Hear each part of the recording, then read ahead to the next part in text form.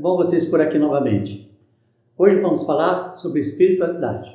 Mas antes de mais nada, dê o seu like, se inscreva no nosso canal, pois isso é muito importante para nós. Então, sem mais delongas, vamos ao tema de hoje. E o tema de hoje é estupro. É um tema que está bastante atual, hoje em dia aqui no Brasil. A mulher deve ter filho com seu estuprador? O que diz a espiritualidade? À luz da espiritualidade, o aborto é um crime. No entanto, existem circunstâncias em que o aborto é necessário ou pelo menos aceitável. Nós não podemos ser totalmente inflexíveis. Existem circunstâncias em que a lei pode ser atenuada e até mesmo ela não considerar aquele ato como um crime. Mesmo no assassinato, se você matar outra pessoa em defesa própria ou em defesa de outra pessoa, se não houver outro meio a não ser este, para impedir que aquela pessoa mate a outra pessoa ou cometa um crime grave contra essa pessoa, entendeu? Então, se você agir dessa forma, você estará agindo em legítima defesa e a lei não pune a legítima defesa. Vejam as questões 358 e 359 do Livro dos Espíritos. Questão 358. Constitui crime a provocação de aborto em qualquer período de gestação? Esta foi a pergunta de Kardec. Resposta. Há crime sempre que transgrides a lei de Deus.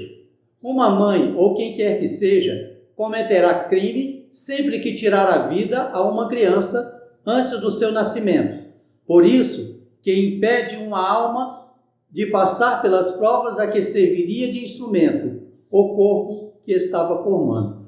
Ou seja, o crime aí, no caso do aborto voluntário, em que a mulher assumiu o risco de engravidar e engravidando assumiu essa responsabilidade, então nesse caso constitui crime você impedir um espírito de reencarnar e cumprir a sua missão, a sua prova, e se redimir muitas vezes perante as leis divinas.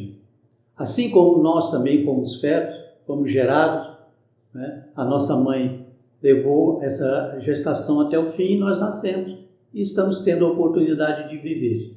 Assim também temos a obrigação de agir da mesma forma com os outros, com os nossos espíritos, nossos irmãos. Aí vem a pergunta 359. Dado o caso em que o nascimento da criança pusesse em perigo a vida da mãe dela, haverá crime em sacrificar-se a primeira para salvar a segunda? Preferível sacrifique o ser que ainda não existe a sacrificar-se o que já existe. Olha, veja que a questão 359, o Espírito admite que o feto ainda não é um ser humano. O feto é um corpo que está sendo preparado para a encarnação de um espírito. Portanto, não é propriedade da mãe, cuja obrigação é cuidar e proteger, já que também foi um feto e foi cuidada e protegida, assim deve a isso a Deus e à vida. Ou seja, os próprios espíritos admitem que o feto não é um ser humano, na acepção total da palavra. Ele não tem a consciência de si mesmo. Okay? Inclusive, a encarnação só se completa em torno dos 7 anos de idade, e ela só é definitiva após a adolescência. Até os 7 anos a encarnação está se processando. Tanto é que nesta fase é comum os espíritos lembrarem de vidas passadas. Então, a mãe que interrompe uma vida e uma encarnação de um espírito, seja ele um antigo inimigo em busca de reconciliação ou um amigo com o qual assumiu responsabilidades, essa mulher comete um erro terrível e terá que assumir a responsabilidade e as consequências desse ato, ao renovar o ódio do seu inimigo, dando-lhe motivo para promover perseguição e vingança, e também decepcionar e magoar um amigo do coração. Então, aquele espírito que era inimigo de outras passadas e quer se reconciliar com aquela pessoa, com aquela mãe, com aquele espírito que está ocupando o lugar de mãe, então esse espírito, ao ser impedido de reencarnar, né, o seu ódio por aquela pessoa vai se renovar e ele vai continuar a perseguição agora com o maior motivo, ok? No caso de ser um amigo que deveria se reencarnar, né, um pai, uma mãe, um filho de outra encarnação, um irmão, né, você vai decepcionar essa pessoa, você vai magoar muito essa pessoa e você, quando estiver do outro lado, vai se arrepender muito, né, vendo o mal que você praticou para com uma pessoa querida e amada. Mas vamos olhar por outro ângulo. No caso do estupro, a mulher é vítima e de modo algum assumiu o risco de engravidar. Por isso, não tem a responsabilidade pela gestação, cabendo a ela a decisão de ter um filho com o estuprador ou não. Olha, neste caso aqui, do estupro, a mulher não teve opção. Ela não assumiu o risco da gravidez, né? Foi um ato de violência, ela foi forçada a ter uma relação sexual com o seu estuprador. Neste caso, né, ela não é responsável por essa gestação, né? Ela é uma vítima e ela não pode ser obrigada a prosseguir com esta gestação, nesses casos, né? É uma decisão dela, é um livre-arbítrio, não levando em conta o certo ou o errado, né? Moral ou imoral, nós estamos levando o direito dela de ter o seu livre-arbítrio sobre sua própria vida. É claro que para uma mulher mais espiritualizada, a opção de ter um filho pode ser uma missão que assumiu, a sua programação de reencarnação. Assim, ela tem um preparo espiritual, emocional e mental para assumir o filho do seu estuprador, ao qual perdoa entendendo que esta pessoa está doente e terá de pagar esta violência com muita dor e sofrimento. Esta mulher, perdoando de coração o estuprador, poderá aceitar a criança com amor, carinho e ternura. Se for um espírito bastante evoluído, ele pode perdoar o estuprador e esquecer este fato. Então, neste caso, a lembrança que esse filho trará do seu estuprador não lhe causará sofrimento. Então, ela poderá amar e cuidar dessa criança como um filho querido. Mas a maioria das mulheres não tem esse preparo para perdoar o estuprador. E esta criança será para ela a lembrança eterna da violência, da vergonha, do ódio e da mágoa. Sendo assim, ela poderia amar e cuidar desse ser que é o resultado, né, de um estupro que lhe causou e lhe causará tanto sofrimento.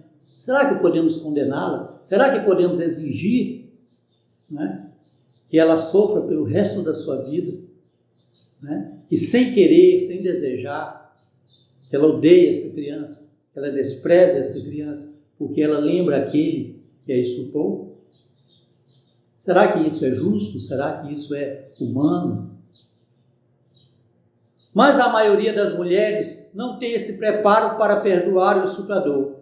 E essa criança será para ela a lembrança eterna da violência, da vergonha, do ódio e da mágoa. Sendo assim, como ela poderia cuidar deste ser que é o resultado do estupro que lhe causa tanto sofrimento? É o que acabamos de dizer. Todas as vezes que olhar para essa criança, a lembrança dos momentos terríveis voltarão, sendo possível que este ódio e desprezo pelo estuprador seja direcionado para este filho. Será que podemos exigir todo esse sofrimento para a vítima, um sofrimento que ela carregará para toda a vida? Será que podemos exigir que a mulher que é uma vítima, né, rememore este sofrimento, essa violência pelo resto da sua vida? Né? Será que ela não tem o direito de esquecer e colocar uma pedra em cima disso? Nós temos que obrigá-la a isso sob pena de prisão? É um absurdo. E se essa mulher, além de tudo, for uma criança? As lembranças dos momentos terríveis voltarão, sendo possível que este ódio e desprezo seja direcionado a este filho. Será que podemos exigir todo esse sofrimento, um sofrimento que ela carregará para o resto da vida? Imagine aquela criança que sofreu tamanha violência, tendo que carregar este peso pelo resto da sua vida. Não é? E se essa mulher for uma criança, como já dissemos, devemos perpetuar as consequências do estupro por toda a sua vida. Poucos homens aceitam assumir uma mãe solteira. Imagine a responsabilidade e o sacrifício dessa mulher. Não é? Ela terá problemas para estudar, para continuar seus estudos, não é? Carregando aquela responsabilidade que uma criança não tem que carregar. Não é? Isso é justo? Além do mais, né, poucos homens estão dispostos a assumir uma mulher, uma mãe solteira. Né? E, inclusive, né, essa lembrança desse estupro pode, inclusive, influenciar em seus relacionamentos futuros, como acontece muito. É claro que Deus compreende essas mulheres e os bons espíritos também compreendem. Ele jamais impõe a uma pessoa uma carga que não podem suportar. Deus jamais nos coloca nos ombros uma carga que não podemos suportar. Ele nunca vai exigir aquilo que não podemos fazer, que não temos condições e ainda não estamos preparados para fazer. O Estado e ninguém pode interferir no livre-arbítrio das pessoas sobre sua própria vida. Até mesmo Deus respeita o livre-arbítrio. Até mesmo Deus respeita o livre-arbítrio. Eles permitem que nós façamos o que quisermos, mas apenas temos que arcar com as responsabilidades, com as consequências e com o sofrimento advindo dos erros que cometemos. Tá? Mas é bom que saibamos as circunstâncias. Nada é igual. Cada circunstância, cada caso é um caso.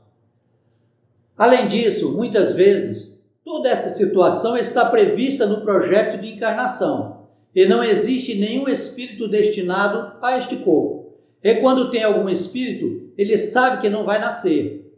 A estada no útero materno, por um tempo, pode ser útil para o espírito reorganizar seu perispírito, pois o útero materno funciona como uma câmara retificadora e de harmonização energética do perispírito. Espíritos muito comprometidos, inclusive em caso de suicídio, ele danifica seu perispírito, né, e desorganiza as suas energias, de tal modo que é muito difícil recuperar no plano espiritual. Então, uma estada, mesmo que durante algum tempo, alguns meses, no útero materno, permite a ele recuperar esse perispírito. Ok? Então, muitas vezes o espírito sabe que ele não vai reencarnar plenamente. Ele sabe que vai passar ali por um período no útero materno para que ele possa refazer suas energias, harmonizar suas energias, né, e reparar seu perispírito. Inclusive, ele nesse período ele tem condições, né, de se harmonizar mentalmente. Assim, o não nascimento ainda assim tem uma finalidade muito importante, ou seja, mesmo que a criança não nasça, ou se nascer viva por pouco tempo, não há nenhum desperdício nisso. Deus sabe o que faz. Nada é por acaso. Né? O espírito necessita daquele período. Né? Vamos supor, cada caso é um caso, mas vamos supor que um espírito tenha se suicidado né? Sendo que a sua previsão seria de viver por mais 5 anos. Ele pode nascer para cumprir esse tempo. Ao mesmo tempo que é uma obrigação que ele tem de cumprir esse tempo na Terra, né? Ele ainda sofrerá as consequências, tendo que passar por todo o processo, né? da geração, de feto, de criança, né? E não completar. Isso para ele é muito difícil, mas é algo que ele tem que ocorrer. E também tem aquela questão, né? Da reparação de suas energias, seu corpo fluídico, né? Que só é possível na carne. Ok? Então, nesse caso, o útero da mãe é uma câmara de retificação muito importante e muito eficiente. Então, nada é perdido. Não pense que aquela criança que foi abortada ou aquela criança que morreu nova, que aquilo tenha sido um desperdício. Não foi e não será. Ok? Nada é por acaso e tudo tem uma finalidade nesta vida. Não se pode ser inflexível em nada. Tudo depende do momento, da ocasião e das circunstâncias. Muitas vezes o que nos parece ruim, na verdade não é. Inclusive pode até ser um livramento. Também o que à primeira vista parece ser bom e o certo, pode ser um grande erro. E lembre que o umbral está cheio de gente de bem e de gente de boas intenções. Né? Muitas vezes em nossas vidas, nós desejamos tanto algo, ou nos acontece alguma coisa que nós achamos tão ruim, que não merecemos isso, culpamos a Deus, e lá na frente vamos ver que na verdade foi um livramento. Que se tivesse acontecido as coisas como gostaríamos que tivesse acontecido, nós teríamos tido grandes prejuízos, ou talvez coisa ainda mais grave. E por outro lado, para coisas que nos parecem um erro, né? E que lá na frente nós vemos que na verdade foi o melhor para nós. Isso já aconteceu comigo. Né? Muitas vezes, alguma coisa que eu achei que fosse totalmente errado, que seria injustiça de Deus, no final, né? Não só para mim, mas eu digo para toda a humanidade, mas muitas vezes, né, percebi que estava certo, que lá no futuro isso se revelaria ser um bem, né, para a humanidade e para a nossa evolução. E ficamos por aqui. Desejo a todos muita paz, muita saúde, muita felicidade. Que Deus ilumine todos os nossos caminhos, nos acompanhe, nos dê saúde, nos dê prosperidade, nos dê paz, amor, compreensão, compaixão e equilíbrio. Um grande abraço e até uma nova oportunidade, se Deus assim o permitir. Tchau, meus amigos.